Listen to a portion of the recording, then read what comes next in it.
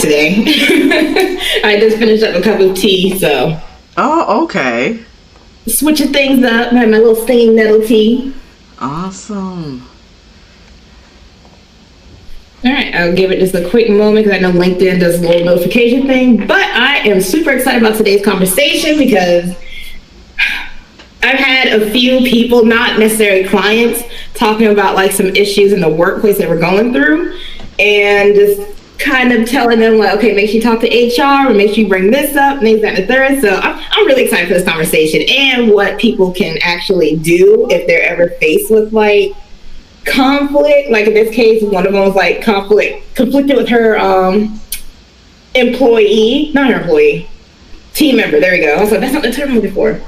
Like she was going through something with a team member that wasn't picking up her end of the work. So she was doing extra work. So it was a mess. So I'm definitely going to talk about that just in a moment. But I do definitely, just because I'm also recording this, if anyone hops in late or catches the replay or wants to watch it or listen to it, we are recording this on Spotify, and you can also catch previous episodes on Spotify as well. If you click the link in my profile in the feature section, you will be able to see that. So there's that. And yeah, I guess we can just hop on in, and as people roll in, we can just kind of stop and keep it going. Okay. Absolutely. As I said, I definitely want to hit on the SHRM because that announcement, I was reading the comments about how upset people were, how they were dropping the equity portion of their DEI. And they switched it. I don't know when they did the switch. I honestly have not been paying fully attention, but I realized they switched it so it's I and D or something like that, and they really want to focus on inclusion, but it's a mess to me. I feel like this is your zone, so I would love to hear your thoughts on that. No, so they went to the D and the I, right? And took out the equity, which a lot of folks, and I get why they are upset, because again, the premise of it is to create equity for all people. And so it makes you wonder what the intentions are with removing the equity. But they're saying they're going to focus on diversity and inclusion. Now, when I teach kind of diversity and inclusion, which, I was sharing with you earlier, I always tell people God is my best business partner because He truly is the one that gives me my business plans and my ideas that come from, I wonder, like, why am I even doing this? But I know to do them. So a few years ago, I wrote the book, A Case for Cultural Competence in Business, because I had been introduced to cultural competence through the healthcare industry and my work in it. And so one of the things that I noticed after years and years, like, let's keep it real. You can imagine as being, the HR person of color, the only black HR person in the team and of leadership. I always got tasked with leading, the affinity groups around diversity and doing the trainings for diversity. I always drew the lucky straw. And so, I was with a company that actually had a mandate that everyone had to go through their diversity training, which was like a 4-day course. I actually took it down to like a half-day session. And, again, I could tell people were just going through the motions and checking the boxes. They were uninterested. They weren't going to change their behaviors. And I noticed the difference when I started to teach on cultural competence. And, the focus really is to have folks look introspectively at themselves and why they have some of the thoughts or the behaviors, what shaped the way that they think or the way that they engage or interact with people. And, I walk away from those sessions feeling as though people actually are changed in some way. And it's not just an exercise around going through the motions. And so, my focus is cultural competence. But I know that it has shaken the world because there's some people that only specialize, like from an HR perspective, they built their whole careers and their livelihood around diversity. And so that's where I said, like, we're going to really be able to see who's who in this season, because a lot of folks have stepped into the consulting space. some should not have. And, Yeah. and again, for the people that, again, are you truly a business owner?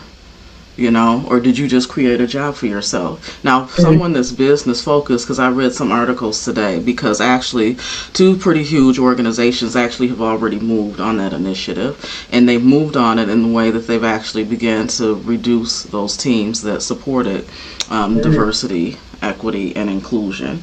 And so those two are Microsoft and John Deere. And so, as I read through the article, they're having to revamp like their policies. They're having to revamp their employee handbook and the language within it. Now, Yeah. someone that's business minded will find a way to pivot and begin to offer their services to go through and review and update all of those materials, because these are major global organizations. That's a lot of paperwork to go through. And so your day-to-day workforce is going to be enthralled in managing your day-to-day operations. They don't really have time to go through and start striking out language. But if you can kind of, again, pivot, yes, take a moment, voice your frustrations. Folks have created a whole movement around it.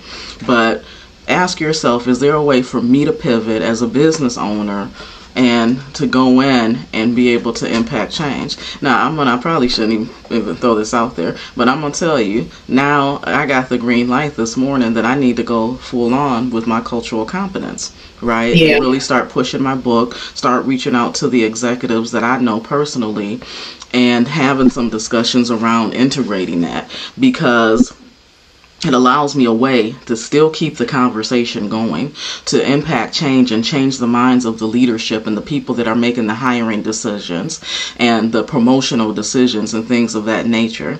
Because again, you can set out and you can, use your Twitter fingers, whether on LinkedIn or, the other platforms, and express your frustration, but what are you going to do about it?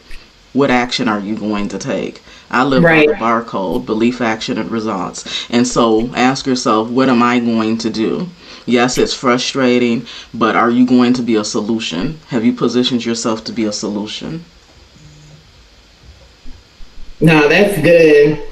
And honestly, that's the way I see it as anyway. Like, we should be actually make an attempt. Like, yes, we can complain and stuff. Like, even for myself, like, this is solely something different.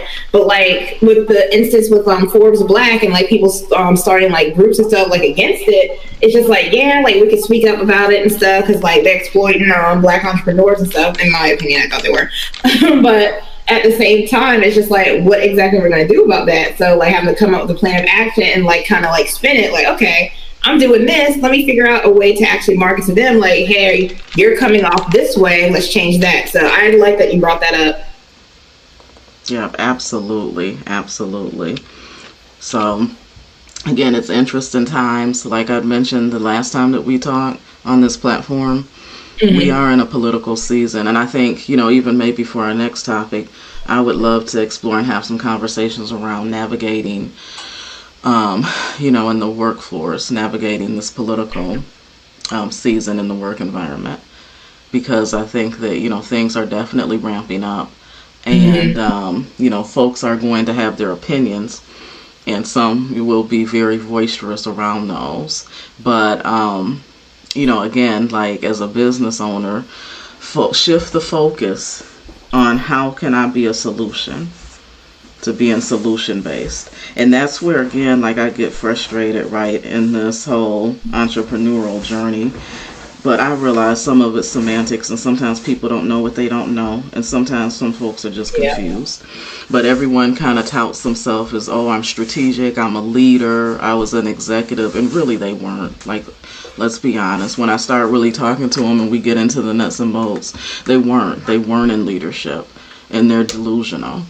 And I know that because, like, as I have the conversations, you're laughing, but because I'm on a rant right now. But as they have the conversation, see, there's a difference, because in order to play in those spaces, you can't tackle everything. You can't be nitpicky about things. You have to elevate your mindset to be able to pull out, okay, what can I focus on and have great impact on, and be strategic around that. Because if you try to focus on everything, you'll accomplish nothing. Right. The other piece of it is around, again, just that mindset and that shift in mindset. When you deal with a leader is solution based. The only difference between somebody that's successful and others that are not is the successful person just gets really good at being able to solve problems. The problems aren't going to go away. The more success you have, or the more money that you have, that more of them come. But you begin to elevate and become a master at solutions. And that's how you continue to thrive. Because as you're creating those solutions for yourself, again, if you're smart and you're a business-minded person, someone else needs that same solution that you figured out. Mm-hmm. Example of that, and I'm not trying to, stand on my soapbox, but there was a point in time I needed help in my business. My business wasn't growing as I thought it should. And, and I was working crazy. I was working like I would come down to my office and start kind of around 9ish. I wouldn't go up, to my main house because I work out of my home till about 11:30 at night. Then I would create reels and these videos. So I'd still be up till about 2 in the morning. I had a couple friends. It's almost like they had an intervention with me because they literally, like on Zoom calls, leaned in. They were like, Clonetta, you need help. Clonetta, you need help. Now, one of them actually provided solution. The other actually did too. She was like, look at Fiverr and, but the other, he suggested, have you thought about Colombia? Hire people from Colombia, and he shared with me he had this friend that was doing labor arbitrals because he actually traveled the world. He actually was over in Eastern Europe at the time. And his friend was actually, had built a business of it, bringing in $1 million annually in revenue passively. And, so I said, you know what, you're right. So I threw up a job posting here on LinkedIn.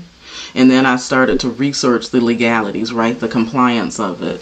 What do I need to have in place to be able to hire these people?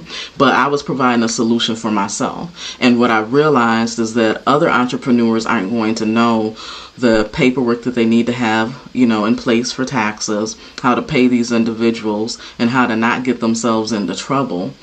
And so I said, you know what, I can run them through Edmund Enterprises and let people, like I can source folks. And that's how the VA side of my business started. And it's just word of mouth has taken off. Like my client base really comes from referral. And in that, like every week now, I had to revamp, I had to pivot, and I changed the way that I manage that business because I'm pulling myself out of it. I'm automating my processes.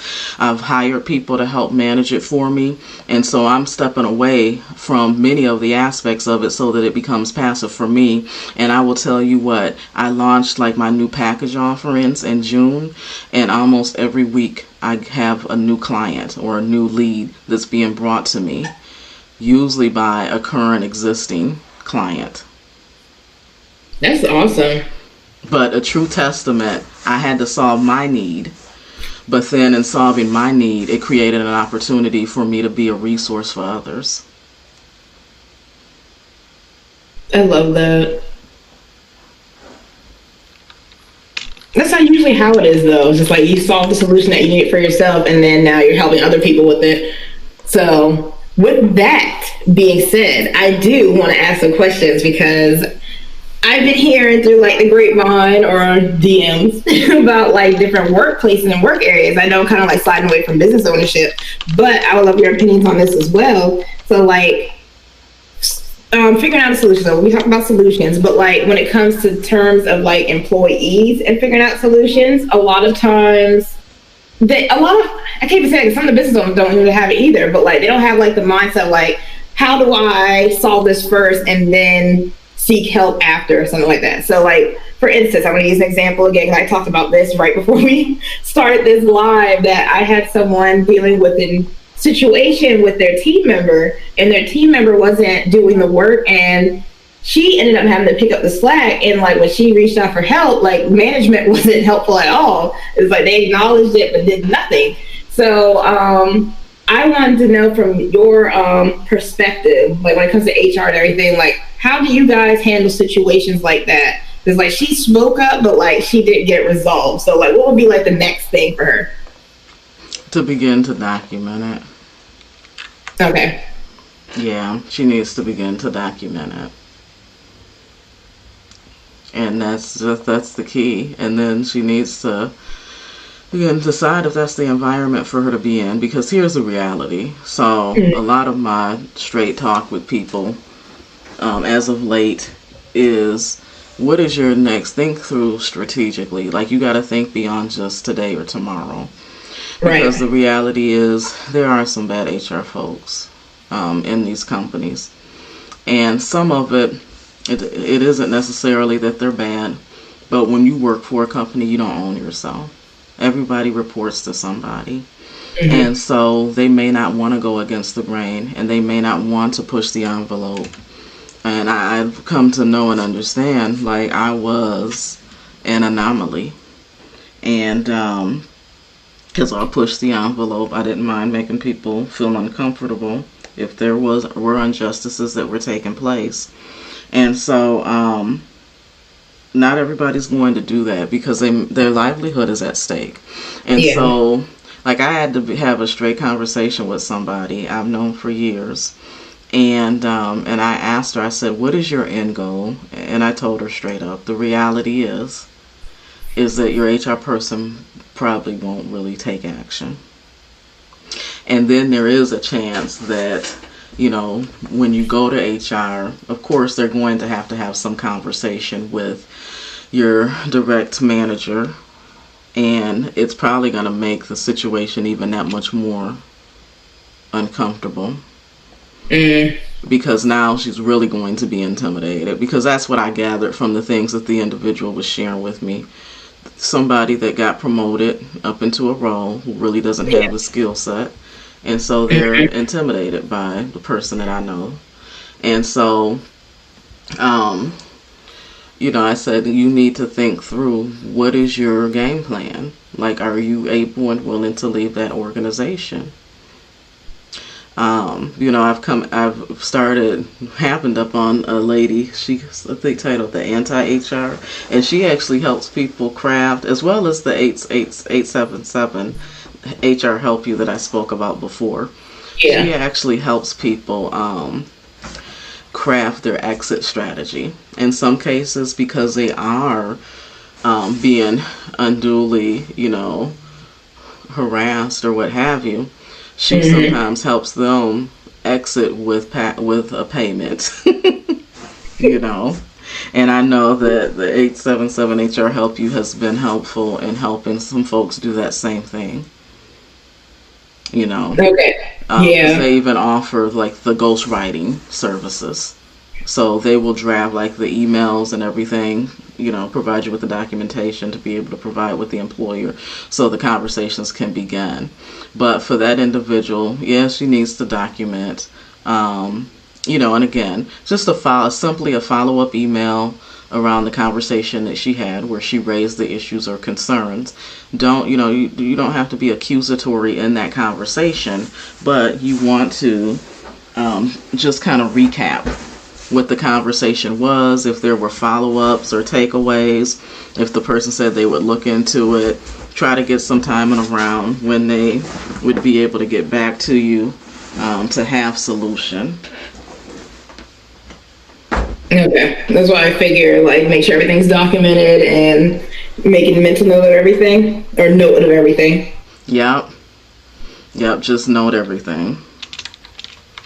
And I feel like, I'm glad you brought up like the planning, because I feel like that's been a big thing, even for me, doing like the technical writing piece and stuff, and like helping them write out the process and stuff, and how they're going to follow everything. I feel like just on both sides, with leadership and like the team, is just like figuring out like what's next, because like you said, not everything's about to last forever. We're quite aware of like all the layoffs and stuff that we've seen, like people want to start their own businesses, yada yada yada. Like, I feel like there needs to be more push on like, okay, we need to do this right now, like we got to survive right now, but like what's next? Like, how can we map this stuff out? And then with the leadership too, like, it's going into these things, and I'm just looking like, why are y'all holding on to these people? But I realize now it's like buddy system for a lot of it. But I feel like it's just, I don't even know where I was trying to go with that, but I feel like it needs to be more emphasis of like focusing on like, okay, like the reality is, like you said, this is not about to last forever. I may actually have to look somewhere else.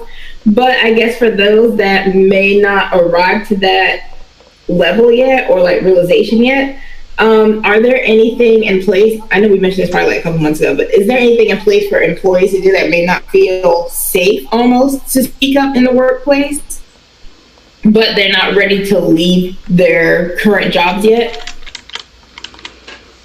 So you're saying, phrase your question again.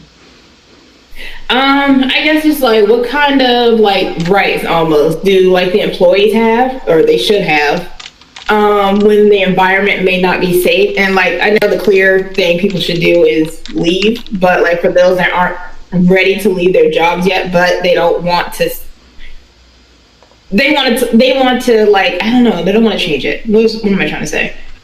Like, what are some rights employees have? I'll just keep it straightforward. Like, are there or should there be any rights for employees to like speak up in the workplace? Yeah, for those that may, like, there's the EEOC, but okay, because I thought you were saying they don't want to speak up. No, you got to speak up, and so yeah, like going internally, you know, like reporting it to your manager, to the HR team, and then you know, going to the EEOC, like if you're not seeing results there. Mm-hmm. A month or two ago, and I was like, I cannot think of the thing again. If you don't mind clarifying what that is as well, because I know some people didn't realize this was like a actual thing for them to have. So didn't realize what was the actual thing. What was it, the EEOC? Yeah, it's the U.S. Equal Employment Opportunity Commission, and so they have offices in just about every major city or what have you. I think you can even file your complaints online now. But like they have a complaint process. The employee will file a complaint. The organization will be notified of the complaint. Then the EEOC usually follows up and sends some communication to HR requesting.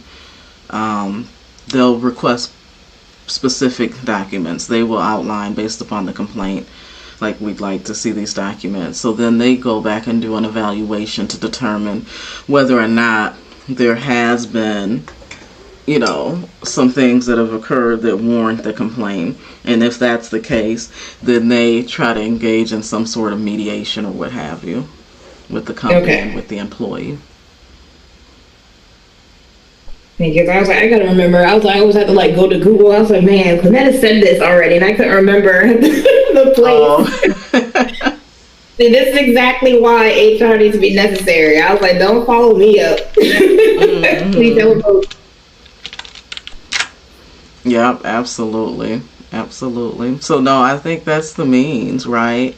But you can't, again, it is a risk.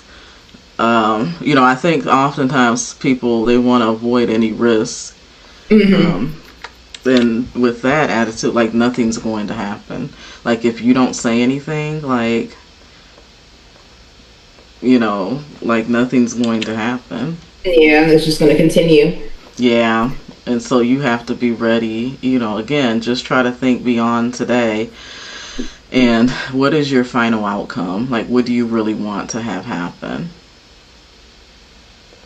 Okay, so having a plan, obviously having like some sort of plan. And if they do end up staying within the organization, figuring out other areas they could probably move to. I know one of my family members went through like bullying in the workplace, just adults just being really childish, and even like she went to management and stuff, and it was just like it's like, oh, you need to do X, Y, Z, or you need to do this. And then the bad thing is like she ended up transferring to like another location, and that location was just as bad.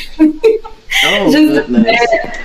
Yeah, like she had no luck at all. I felt so bad, but it's just like in those instances, I was just like, I feel like the only thing you can do is like leave the organization, but it's just like the changes and stuff don't happen. It's just, I don't know, like where I want to go with that discussion, but it's just kind of like, it's kind of frustrating because it's just for me. I can see what the problem is leadership and people aren't really being trained, or they're just hiring people because they know them or they work really well. That's something I've also been noticing. Like, they'll be like, okay, this person's really good at this skill set, but like they'll hire them into like a leadership position, but that person actually isn't leadership material. And even with the training and stuff, it's just like sometimes they don't grasp it. So I don't know, it's just really frustrating with like seeing that disconnect, like with that. And it's just, I don't know what to recommend sometimes when people go through things like that. So that's why I was glad like you mentioned the organization they can go to and write to, just in case their HR is maxing up. But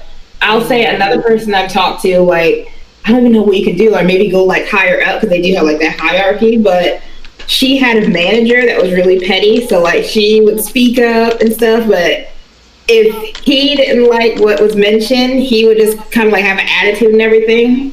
So I guess in that situation, would they also have to document like how the manager's acting? Mm-hmm. Absolutely. Okay. Absolutely. I'm rambling on. Shirley, Tashaw, hey y'all. If y'all have anything you'd like to say or contribute to the conversation, feel free to come on up. As you can tell, we are just kind of talking as it usually is. Oh, let me get you up. Yeah, please come up and and share some different perspectives. And I know mine is not. Sometimes it's shocking because it's not all. Yeah, you're very straightforward. Well, yeah, like I said, I keep it 100. Like I said, I know that.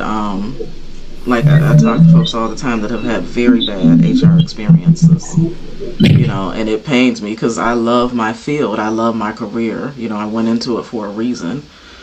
But that is just the reality.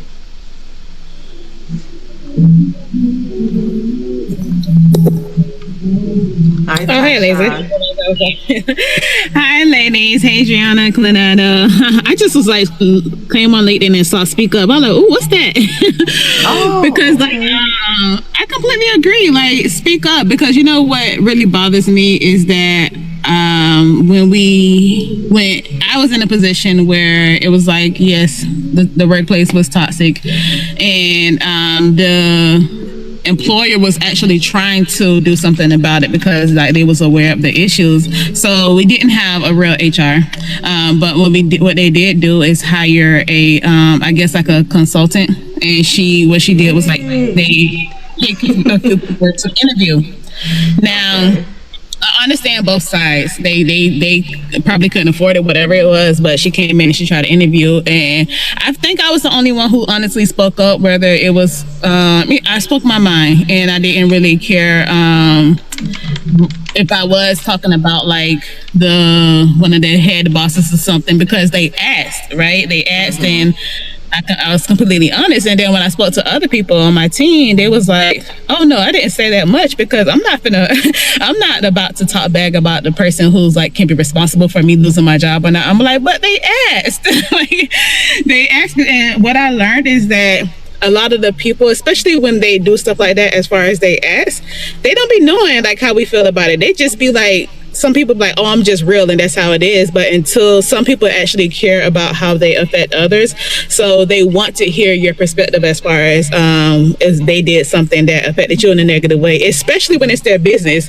Like, these people, they trying to run a whole business, and most of their leadership team is bickering, and it rubs off on the rest of the team. So they trying to see how to get their business right. So if you got issues, even if it's them, these people who I was working for wanted to hear it. And I think it's crazy how we look at it. And the main thing I can say is speak up. Like, take ownership in your part of, like, you can't control what other people do, but if they're asking for your opinion and you got real issues and it's affecting how you work and you're going to stay there anyways, speak up. Because if you're not part of the solution, you're part of the problem. And if you just sit there not saying nothing, then that's just adding more negative energy to the space.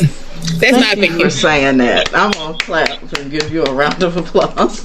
Listen, if I could really clap, I would. I'm telling you, that is a frustration from an HR perspective, because you will have complaints, and as you start interviewing, people won't speak up, right? Mm-hmm. And so then you'll have employees get upset or say, like I said, I acknowledge there are some HR folks that probably shouldn't be in our field, but The reality is sometimes your hands are tied in some circumstances, because then if we don't have witnesses or folks that validate that these behaviors are occurring and happening in the workspace, it is hard, like, it's hard for us to address it. Right, because we have to make sure that we're being fair in our processes, and that we've done our due diligence and verified that the complaints actually are valid, and then we can take action, because sometimes it can result in someone losing their job. So it makes our job harder too when people won't speak up, and sometimes they won't, or sometimes they will lie, and a lot of employees don't know they can lose their job. I actually just had that happen a few months ago in an investigation. Because they spoke up and left their job? Yeah, we actually terminated an individual because they... No, was it because they lied? Yeah, through the investigation. Okay. Yeah, and after being, when we're investigating, I'd have a practice of making sure folks understand, like, the conversation's confidential. They're not to speak with it, about it with others. And if we do find that they are being untruthful, then they could be disciplined up to and including termination. Got it. So so some folks are confused, because again, this is real life. Like, people, again, for many people, their only exposure with HR is administrative, right? But at the core of it, it's employment law, because people literally can lose their livelihood over these things. Like, there could be a boss that someone says did something so egregious, but it could be made up. It could be, and it happens all the time, because maybe that boss has just started to try to address that employee for not performing and not doing their job. And so now they're upset. So that's why we have a due diligence to investigate the complaints fully and wholly, and make sure that there is validity to the complaint and that we have proof surrounding it, because it literally could cost someone their job, which impacts them financially, or even just being written up, which impacts them from a career perspective. If they had goals and hopes of promoting up through the organization and moving to other roles, that is going to hurt them if they have write-ups or disciplines on their report. And so, like, we take that very, very seriously. Like, folks can really be harmed, and it does happen. Like, I've seen it happen. I've had, like I said, numerous through the years, people come and lie. I've had people come and lie and tell me they were being sexually harassed by someone, and come to find out they were actually lovers carrying on in an affair. And the individual in one particular case, like, the lady, she came in my office, and and I was younger in my career, and, like, when I tell you, she was just bawling and crying and turning red in the face. And when I found out what really was going on, I was fit to be tied, because, again, like, these things have serious impacts on people's careers and their life. That's crazy. Yeah. So I have a question for you, Clenetta. So the company that I was referring to, they, like I said, they didn't have a regular, like, HR, but they did call in that professional for assistance with that particular issue.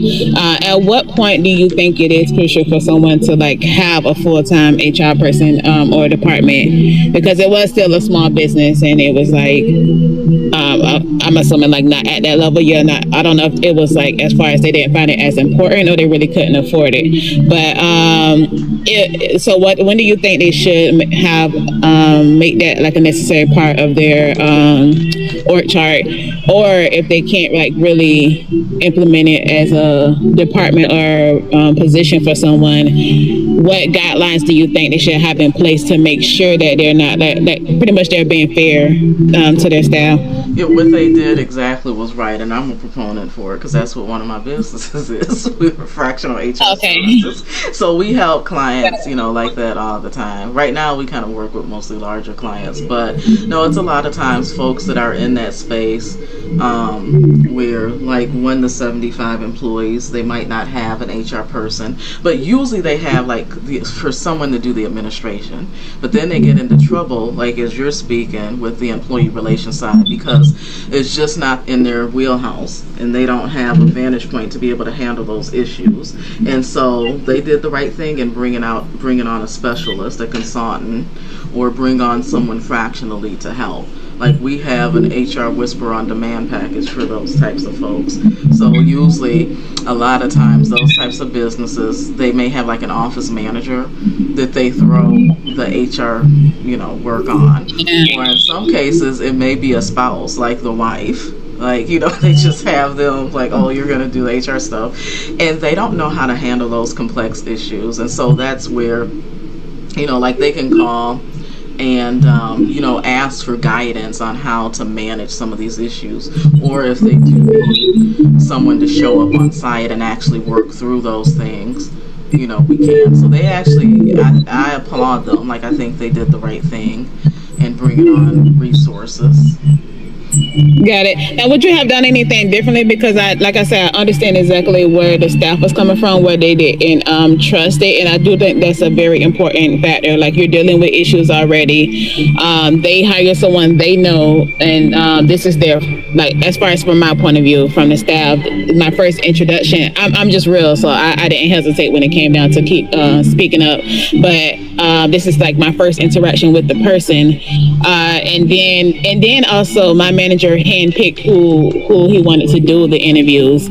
So, like, would you have did it differently just to, like, build that trust and be able to really hear the truth and get down to the root of the issue? Or is that just a common issue across the board when it comes down to people speaking up? No, usually I find people start over speaking because they be like, whew, it's a breath of fresh air, because one, they feel more comfortable because I'm not with the company. Right, so okay. I'm a third party. I have no ties or relationships to anybody there, and sometimes they start spilling the tea, and and they're like, "Oh, I'm so glad you're here," and and I get an earful because they've been holding it in for so long. Yeah, I feel that. It's up to the HR, like whoever that like outsourced HR person in. Again, it falls on them. Like, they should be able to go into organizations and build a good rapport with people and trust, right? But like I said, most of the time, not being an employee actually is to my advantage. And sometimes I get more than I really care to hear, and so I think they did good there, but then they want to take it a step further. And, based upon having those issues, that's where that organization needs to look at, like, do we have an employee handbook in place? Do we have policies in place? And then work with that consultant to start putting those things into place, so that your employees know what the guidelines are and what the rules or processes and procedures are. Got it. And I think that's where they messed up, because after that they did start implementing like certain policies, and I did see them really try, but the only issue was they used someone from the inside, and it was like the person who was really causing all the issues, because of her like directness. She was like mostly rude in a way, but she was like very direct when it came down to like trying to run things. And I feel like they should have continued to work with that same HR professional to really put things into place, because a lot of the stuff was like them putting together things based on them being in their feelings, and that was the issue to me. It was too many emotions involved when it came down to that, and it just didn't make sense. So that's why a lot of people were so rebellious and pushed back when it came down to like, I'm not doing this. This don't make no sense. It's stupid. This sounds just like her. Like like for instance, she the person who they put in charge, if she's like, she wasn't my direct manager, right? So if I would like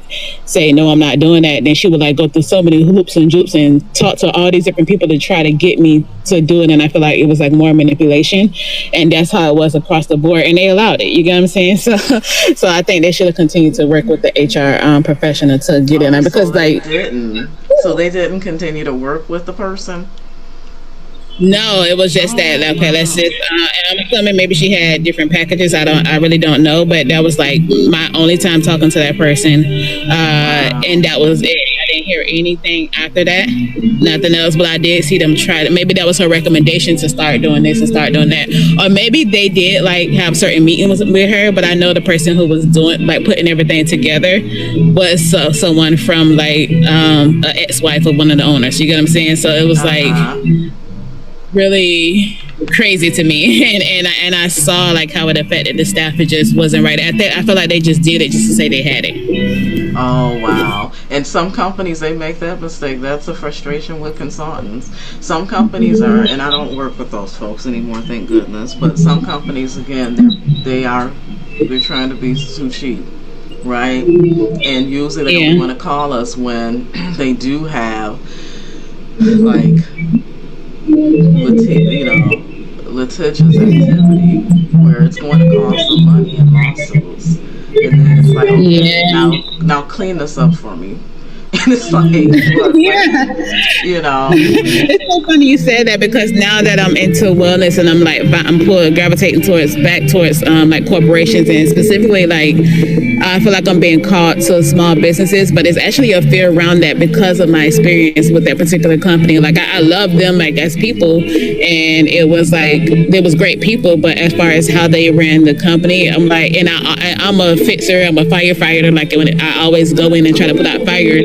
But I don't want to bring that energy anymore. Like I don't want to be the one to always put out the fire. You get what I'm saying? Like, like, but I think it's just in me, and I feel like I am being called to work with more smaller businesses in these scenarios. Okay. But I already know they're gonna be a mess, and I'm gonna go in and give it my all and be stressed out and trying to fix stuff. But I still think it's important to bring wellness into the workplace, because like the situations you were talking about when they bring us stuff to HR and it's like dealing with their personal issues, that's unhealthy. And and I feel like if I can incorporate wellness in that area, it'll be less of that, right? Okay, yeah, definitely. No, definitely. You're right on point. For sure. But it's crazy. I hear like how much energy people put in it trying to control things, especially when they don't have HR. Like it's crazy. Yeah, no, it gets out of hand. It really gets out of hand, and like I said, it's just in best interest for a company, even just starting out, have some policies. You might not even need a full handbook, but begin with some policies, because I think Adriana touched on this several months ago in a conversation around, no matter what size you are, you should create a company culture. People need to be clear on what the company culture is, and make sure that you're hiring to that, so that you're bringing people into your organization for whom mirror the culture that you want. Like if integrity is one of your key pillars, like make sure that you're hiring people that exhibit integrity. He recognize you over there. I know. I came out with the headscarf on. It's hot. All right, Clinton. I'm actually at work. I just saw this and I wanted to jump on it. Goodness. Okay. I'm going to connect with you. Well, it was great talking to you, and thank you for joining us. Same to you. I'll connect with you and we'll chat later, okay? Okay. All right. Yep. Bye. Yeah. Well, that was fun.